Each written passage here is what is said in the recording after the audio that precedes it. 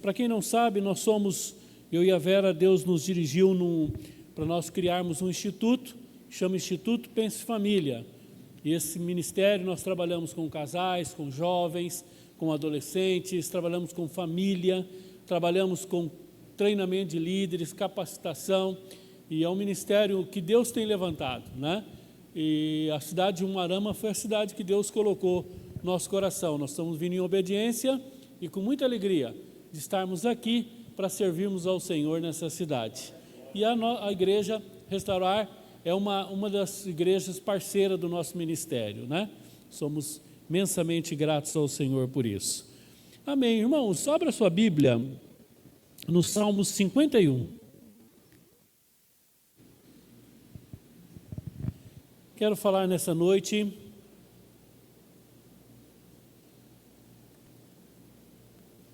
sobre um dos princípios da vida cristã mais elementar.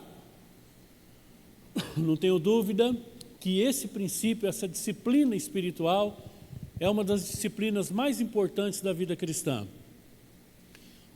Se você não aprender a praticar esse princípio, você vai definhar espiritualmente, você não tem futuro no mundo espiritual. Se você não aprender essa disciplina que nós vamos ensinar hoje, eu quero falar sobre a confissão, a disciplina da confissão e o processo bíblico de confissão. Se você não aprender isso, você vai murchar, você vai adoecer e você vai morrer espiritualmente e até fisicamente, né? Salmo 32, que é um dos salmos que nós usamos também para a ministração desse tema, fala que das doenças que podem vir por falta de confissão, por falta de reconhecermos que nós erramos. Vamos ler o texto? Esse é um texto clássico, né? Um texto muito conhecido, provavelmente você já lido e conheça muito bem esse texto. Nós vamos ler apenas aos 13 primeiros versículos, tá? Vamos nos deter apenas nos 13 primeiros versículos. Salmo 51, do versículo 1 até o versículo 13. Compadece-te de mim, ó Deus, segundo a tua benignidade e segundo a multidão das tuas misericórdias. Apaga as minhas transgressões. Lava-me completamente da minha iniquidade e purifica-me do meu pecado. Pois eu conheço as minhas transgressões e o meu pecado está sempre diante de mim. Pequei contra ti somente, e fiz o que é mal perante os teus olhos, de maneira que será tido por justo no teu falar e puro no teu julgar. Eu nasci na iniquidade, e em pecado me concebeu minha mãe. Eis que te comprases, ou eis que tem prazer, né? Te comprar significa ter prazer. Eis que tens prazer na verdade, no íntimo e no recôndito me fazes conhecer a sabedoria. Purifica-me com isopo e ficarei limpo. Lava-me e ficarei mais alvo que a neve. Faz-me ouvir júbilo de alegria, para que exultem os ossos que esmagastes. Esconde o rosto dos meus pecados e apaga as minhas iniquidades. Cria em mim, ó Deus, um coração puro e renova dentro em mim um espírito inabalável. Não me repulses da tua presença, nem me retires o teu Espírito Santo. Restitui-me a alegria da tua salvação e sustenta-me com um espírito voluntário. Então ensinarei aos transgressores os seus caminhos e aos pecadores se converterão a ti. Curva a sua cabeça, vamos orar mais uma vez com a sua Bíblia aberta. Feche os seus olhos, ore ao Senhor nesse momento, coloque-se diante de Deus, diga: Senhor, eu quero aprender a confessar os meus erros, eu quero aprender, eu quero fazer a coisa certa, Senhor. Se o meu erro é algo errado, ao confessar eu quero fazer certo. Ensina-me, Senhor, esse caminho. Pai, tem misericórdia de nós, ó Deus, e fala ao nosso coração nessa noite. Ensina-nos, ó Deus, os teus decretos, que são um caminho de vida, Senhor. Em nome de Jesus. Amém. Amém. Irmãos, via de regra, nós lidamos muito mal com os nossos erros. O fato é que aqui todo mundo é pecador, todos nós somos pecadores, pecadores arrependidos, mas somos. O fato de que nós somos convertidos, nascemos de novo, mas continuamos errando. A Bíblia diz, Paulo diz, o bem que eu quero fazer eu não faço, o mal que eu não quero fazer quando eu vi eu já fiz. É um impulso dentro de mim. Nós chamamos isso de natureza pecaminosa. Jesus chega a dizer que não tem ninguém bom, todos pecaram. Paulo, quando vai escrever aos Romanos, ele gasta 3 capítulos para colocar o homem no seu devido lugar. E ele chega a dizer, todos pecaram e todos carecem, todos estão desprovidos da glória de Deus. Vamos lembrar, irmãos, que nós evangélicos temos muita dificuldade com fracasso. Nós gostamos só dos discursos da vitória. O meio evangélico é um meio de vitória.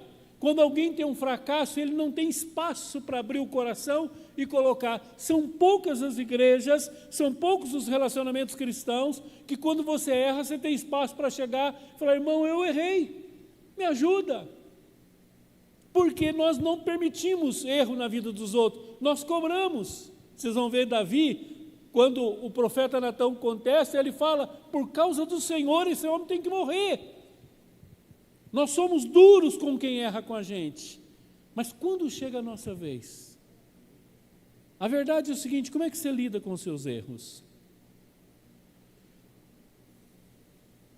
Irmãos, via de regra, nós temos a pior reação possível. Normalmente, o pecado suscita em nós o que nós temos de pior, que é o orgulho, que é a soberba. E quando nós erramos, nós não admitimos, nós resistimos. Antes de entrarmos no texto, eu queria falar sobre 2 possibilidades de reações negativas que normalmente nós fazemos ou tomamos depois que nós erramos. A primeira delas é um processo que num primeiro momento nós negamos. Num segundo momento nós justificamos. E num terceiro momento nós transferimos. É mais ou menos assim, você errou, o Espírito Santo já te mostrou que você errou, a sua família já percebeu que você errou, você já percebeu que você errou. Então a primeira reação nossa é negar, não fui eu. Nós temos um filho, hoje ele está na Alemanha, vocês conhecem o Vinícius, ele já serviu ao Senhor lá no projeto, e o Vinícius, eles eram pequenininhos, ele e a Ana, eles tinham 5 anos, 4 aninhos, e eu lembro que um dia nós fomos fazer um trabalho pastoral, e uma pessoa ficou cuidando deles, e quando eu cheguei com o carro, assim que eu entrei na garagem, ele saiu correndo dentro de casa, olhou para mim e falou, pai, não fui eu. Eu não sabia de nada, a gente não sabia, e obviamente que tinha sido ele, Porque a primeira reação nossa é negar. Não sei de onde vem isso, aliás, a gente sabe, do nosso coração enganoso, do nosso coração pecaminoso. Primeiro nós negamos. Segundo lugar, irmãos, nós justificamos. Olha, eu só errei por causa disso. Eu não sou assim. Quem me conhece sabe que eu não sou assim. Eu estou até estranhando por que eu fiz isso. Eu estava nervoso, eu estava nervosa. Também olha a maneira como você fez. Poxa, aquele dia estava um dia difícil, eu estava estressado, eu estava estressada, estava dando tudo errado para mim. Nós justificamos, nós explicamos o pecado. Irmãos, pecado não tem explicação. Quando nós erramos, tanto para as pessoas como para Deus, mas hoje nós vamos ver a confissão para Deus, porque tudo começa em Deus. Se nós fizermos certo com Deus, nós vamos fazer certo com as pessoas. Se nós fizermos errado com Deus, nós vamos fazer errado com as pessoas. A tentação nossa é justificar. Terceiro e último lugar, quando a gente nega e não tem jeito, a gente justifica e não explica, nós transferimos. Nós colocamos a culpa em outra pessoa. Irmãos, todas as vezes que nós erramos, nós somos tentados a mentir, a enganar, a justificar, a explicar, a transferir. Esse é o pior caminho possível, isso não resolve. Nessas horas, quando nós erramos, tanto com as pessoas para com Deus, nós tentamos explicar o que não tem explicação. E é interessante, irmãos, que na Bíblia toda não tem um versículo na Bíblia que Jesus pede explicação nossa do nosso pecado. Você não vai encontrar nenhum lugar na Bíblia dizendo assim, faz o seguinte então, dá uma explicação para mim aqui, por que você fez isso? Não tem. Não tem. Segundo lugar, irmão, segunda questão, nossa reação, e talvez essa seja muito pior. A hora que nós erramos, nós colocamos sobre os nossos ombros, sobre as nossas costas, sobre a nossa lombar, um peso de culpa. É óbvio, irmãos, que quando nós erramos, tem uma culpa segundo Deus que produz arrependimento, tem a tristeza segundo Deus. Mas a culpa é uma saída humana para o nosso erro. Você já viu quando alguém erra com você e ele fica muito chateado que errou? E você vai tentar falar, não aceito, não, eu não mereço, eu sou a pior pessoa, mas só fica nisso. Irmãos, a culpa, ela é uma expressão de orgulho. Porque a culpa, muitas vezes, quando você começa a carregar uma culpa, você começa a colocar que você não merece o perdão. E de fato nós não merecemos. Mas nós não aceitamos o perdão de Deus que merecemos. Nós aceitamos o perdão de Deus que nós precisamos. E a culpa, irmãos, é uma autopunição. Deus já te perdoou. Jesus já morreu na cruz.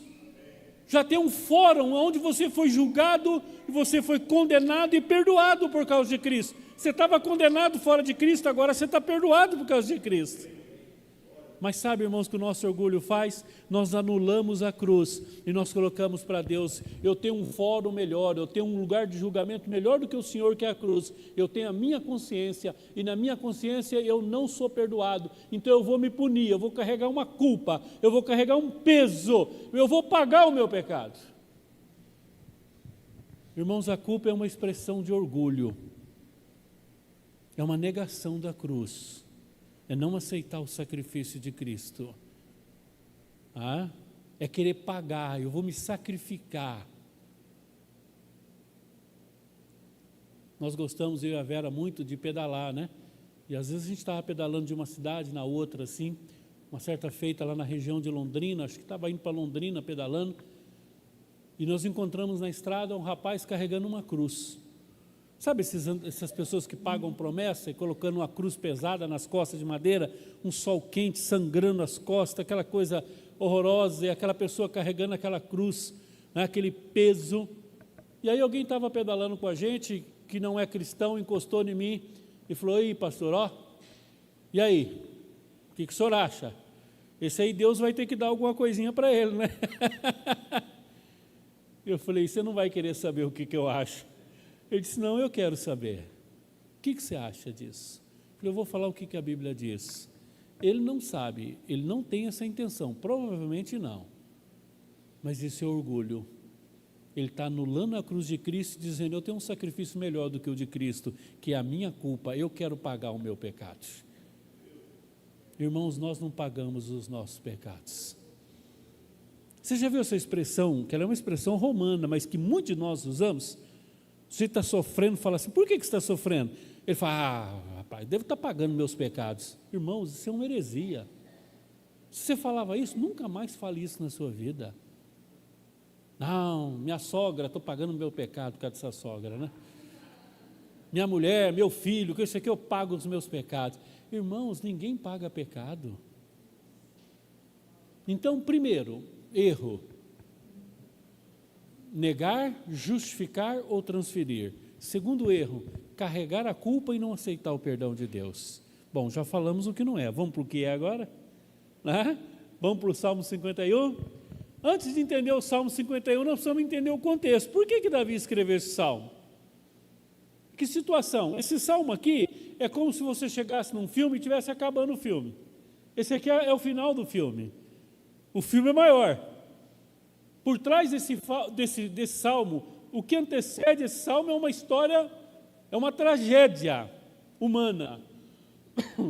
um homem segundo o coração de Deus, um homem de Deus, Davi, um homem temente a Deus, mas um homem sujeito a erros. E quando nós olhamos Davi escrevendo esse salmo, e quando a gente vê o que ele fez para resultar nesse salmo, se diz, eu não acredito que é a mesma pessoa. Rapidamente, Davi era casado, tinha família, tinha tudo certinho, e um dia ele está andando e vê uma mulher tomando banho. Para a gente é difícil a gente entender naquele contexto, né? O tanto de roupa que aquelas mulheres usavam naquela época, né? Hoje é mais fácil você ver uma mulher tomando banho na rua, mas nem hoje você não vê, né? Mas naquela época, mas a Bíblia diz que aconteceu isso. E Davi ficou atraído, ele teve uma paixão carnal por essa mulher, teve um desejo descontrolado, e ele, como rei, usa do seu poder, vai lá, conquista essa mulher e tem uma relação sexual com ela. O marido dela está viajando, está trabalhando, está na guerra. Daqui a pouco ela manda um WhatsApp para Davi. Parabéns, você vai ser papai. Falta saber o sexo agora. Davi entra em pânico.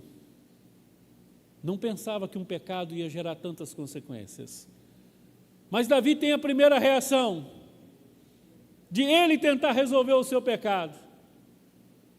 E ele tem uma ideia brilhante.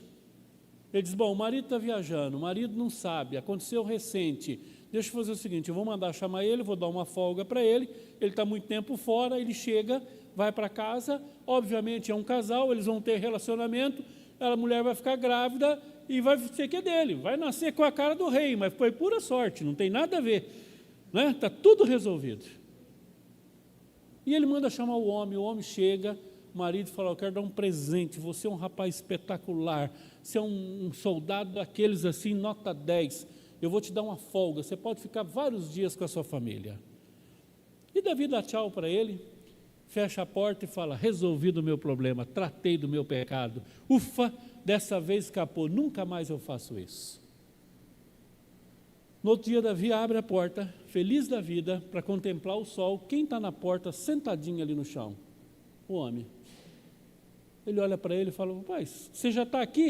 Ele falou, não, nem fui. Ele falou, mas você não foi para a tua casa? Ele falou, não. Ele falou, você não foi para a tua casa que eu te dei a folga? Não. Ele falou, Davi, deixa eu te explicar, eu tenho muitos soldados debaixo de mim, e eles não têm direito a uma folga. Se eles não têm direito, eu também não, eu sou fiel a eles e ao Senhor. Então eu estou aqui fazendo guarda aqui na tua casa. Davi falou, não vai ter jeito. Daí Davi teve uma outra ideia satânica. Irmãos, percebam uma coisa, quando nós pecamos, a Bíblia diz que um abismo chama outro abismo. Quando você peca e você não trata, você vai arrumando mais problemas, você vai arrumando outro problema. Para resolver um problema, você arruma dois. Você tem que mentir, você tem que enganar, você tem que trair, você tem que ser desonesto. Porque pecado não tem como arrumar de uma forma honesta, a não ser na cruz. E aí Davi dá um jeito, Davi escreve uma cartinha, coloca no bolso dele, diz, vai lá no teu general e apresenta essa cartinha, mas não lê não. E ele, um homem fiel, não abriu a cartinha, chegou lá, deu para o general abriu, estava escrito assim, coloca esse homem na frente para ele morrer hoje.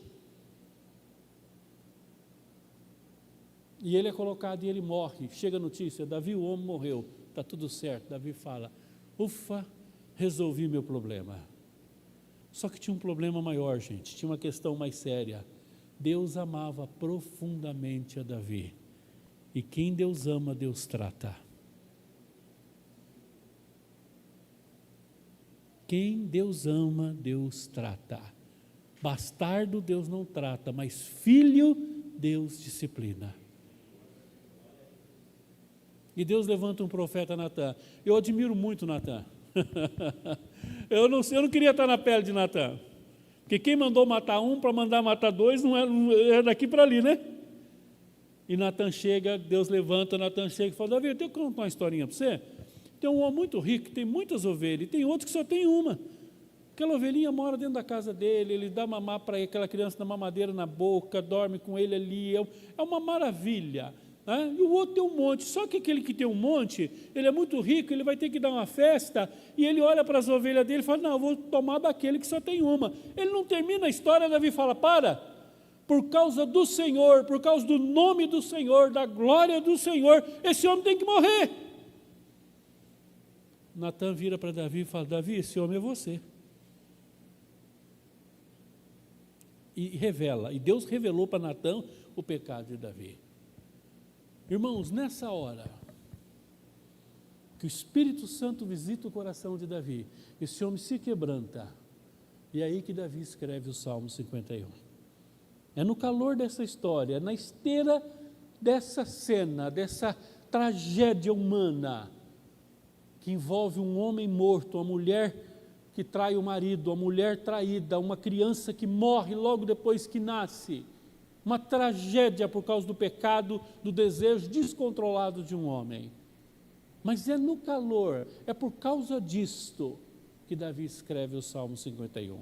E agora, nesses minutos, nós vamos expor rapidamente esses versículos para a gente aprender um caminho de confissão. Como é que se confessa? A primeira coisa que você vai perceber do versículo 1 até o versículo 19, nós lemos só até o 13, que não há uma justificativa, não tem uma explicação, não tem uma transferência, não tem uma negação. Davi não fala assim: Senhor, o Senhor sabe que eu sou homem, né? Homem, o Senhor sabe como é que é, o Senhor que fez, eu não posso fazer nada, é minha natureza, aquela mulher estava tomando banho, meu casamento não estava bom, o Senhor sabe como é que a gente é. Davi não faz isso. Davi não coloca a culpa na mulher, Davi não coloca a culpa na sua esposa, Davi não coloca a culpa em ninguém, ele trata do seu pecado. Mas o lindo, irmão, desse texto é que nos primeiros 2 versículos, nós vemos a base da confissão, que são os atributos de Deus. Davi não começa conversando com Deus, dizendo assim: Senhor, deixa eu falar uma coisa, o Senhor sabe que eu sou bom, o Senhor sabe que eu tenho muitas qualidades, o Senhor sabe meu currículo, essa aqui foi a primeira vez que eu errei. Eu não sou assim, eu estou até estranhando se eu ter feito isso. Deve ser o capeta, deve ser o demônio. Eu acho que eu fui possesso do demônio e quando eu acordei eu tinha feito tudo isso. Não é possível, que o Senhor me conhece, eu sou bom. Então assim, por causa do meu histórico, nós vamos negociar aqui, o Senhor vai ter que me perdoar. Não, irmãos, não. Davi não invoca a sua justiça própria. Davi não invoca o seu currículo de um rei temente a Deus. Davi apela para a bondade e para a misericórdia do Senhor. Ele diz: Senhor, nós vamos conversar aqui, mas a base da nossa conversa, Senhor, vai ser segundo a tua benignidade, porque o Senhor é bom. E segundo, por causa da multidão das tuas misericórdias. Deus, eu só estou falando com o Senhor, porque o Senhor é bom e o Senhor é misericordioso. 2 atributos de Deus que Davi evoca. A base da conversa. Davi está dizendo: Senhor, eu não tenho nenhuma credencial para estar aqui, eu só estou aqui porque eu conheço o seu caráter, o Senhor é um Deus bom e o Senhor é um Deus misericordioso. E porque o Senhor é bom e porque o Senhor é misericordioso, eu tenho um pedido: apaga as minhas transgressões. E aí ele começa a fazer a sua confissão. Preste atenção nos verbos: lava-me, purifica-me. Davi está sujo, ele sabe disso. Lembra que ele está em jejum, num quarto escuro, fechado, não come, não bebe, não dorme, está ali angustiado, escrevendo esse salmo. O peso do seu pecado está nele e ele está abrindo o coração com Deus. Verso 3 ele diz: pois eu conheço as minhas transgressões e o meu pecado está sempre diante de mim. Verso 4, eu pequei contra ti somente fiz o que é mal perante os teus olhos, de maneira que será tido por justo no teu falar e puro no teu julgar. Davi termina aqui esse versículo dizendo o seguinte: Deus, eu sei que o Senhor é bom, o Senhor é misericordioso, mas o Senhor também é justiça. E se o Senhor acabar com a minha vida aqui, o Senhor está certinho. Se o Senhor não me perdoar, se o Senhor me punir com justiça, eu vou entender. O Senhor não está fazendo nada de errado. Mas Davi disse: Senhor, pior do que eu fiz é o que eu sou. Irmãos, isso é confissão. Senhor, você ouviu o que eu fiz? Foi feio, não foi? Tem coisa pior que aquilo lá. O que é? É o que eu sou. Meu pecado está sempre diante de mim, Senhor. Isso foi quando eu fiz, mas quantas vezes eu pensei isso? Quanta coisa errada já passou na minha mente? Senhor, eu preciso ser lavado, eu preciso ser purificado, eu preciso ser transformado. Verso 5 ele vai dizer: Senhor, desde que eu nasci. Eu sou um pecador eterno. Senhor, eu tenho prazer no pecado. Eu vivo no pecado. Eu fui concebido por pecadores.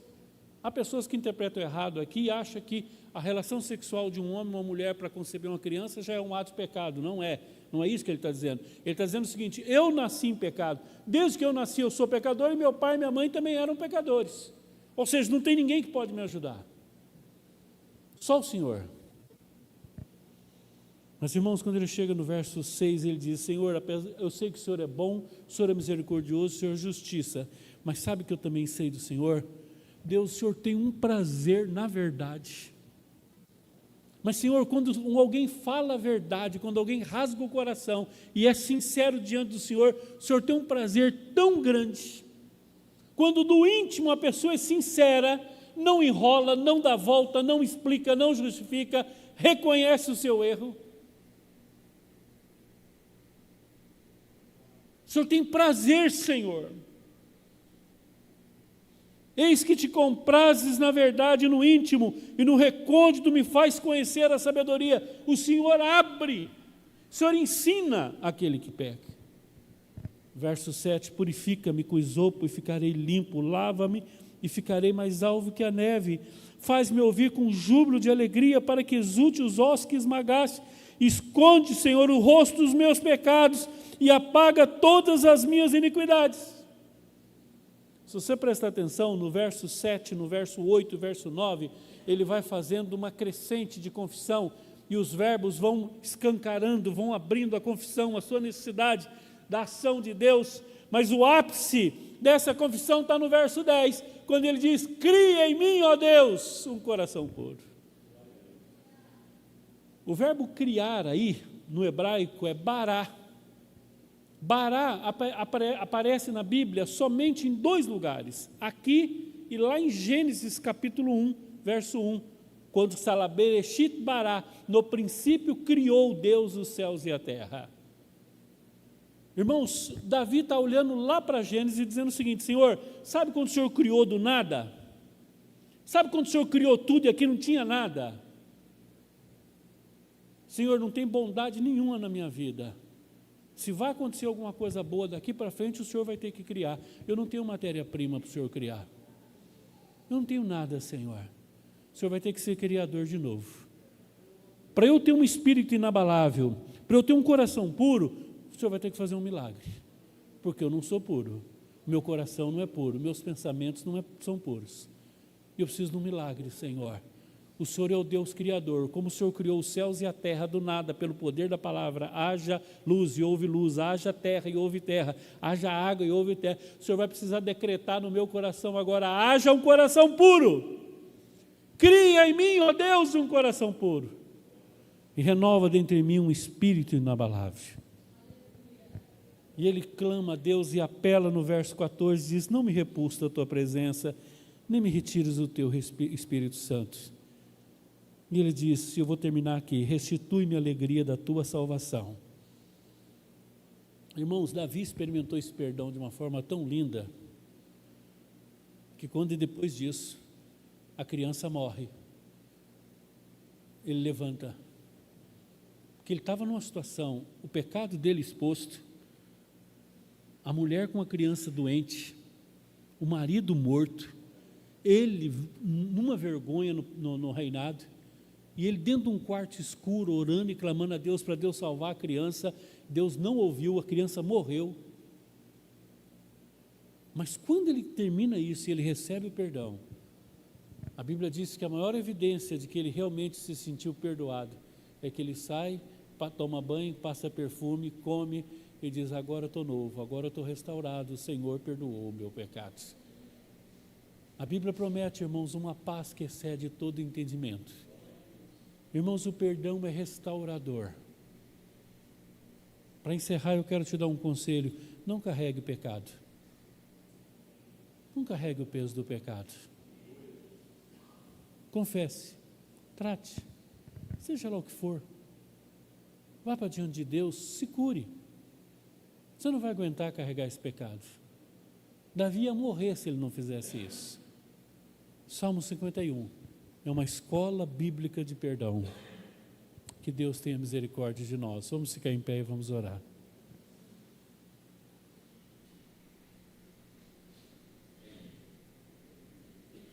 Curva a sua cabeça. Quando você errar, o diabo vai soprar no seu ouvido e dizer assim: ninguém viu, fica tranquilo, todo mundo faz, você não é perfeito, deixa quieto, vai passar. E o Espírito Santo vai te dizer: faça o caminho do arrependimento e do perdão, faça o caminho da confissão. Ah, meu irmão, você não precisa carregar peso. Tem gente que carrega pecado, carrega peso de pecado lá da infância, lá da adolescência, do começo do casamento, coisas lá para trás. Tem gente que não se perdoa, ele errou, ele não fez errado, a família sofreu e ele carrega peso. Irmão, você não precisa carregar peso. Lance sobre o Senhor. Poxa, mas se eu tivesse feito aquilo, se eu não tivesse ido para aquela cidade. Irmãos, o se não existe. Até os seus erros, Deus pode transformar, porque Deus faz cooperar todas as coisas para o bem daqueles que amam o Senhor. Davi foi um novo homem depois do seu erro. Não que ele deveria ter errado, mas já que errou, Deus transforma em bênção. Não carregue culpa. Aceite o perdão do Senhor, de graça, pelo sangue do Cordeiro. Senhor, nós te adoramos e reconhecemos que a tua palavra é libertadora, Senhor. Pai, se há pessoas aqui que estão carregando pesos do passado, Senhor, nós não temos estrutura para carregar a culpa de pecado. O pecado já levou o Senhor na cruz, o Senhor já morreu, o Senhor já perdoou todos os nossos pecados. Por isso eu te peço em nome de Jesus, derrama da tua graça sobre nós, nos leva a um caminho de confissão, de arrependimento e de vitória sobre o pecado, em nome de Jesus. Amém.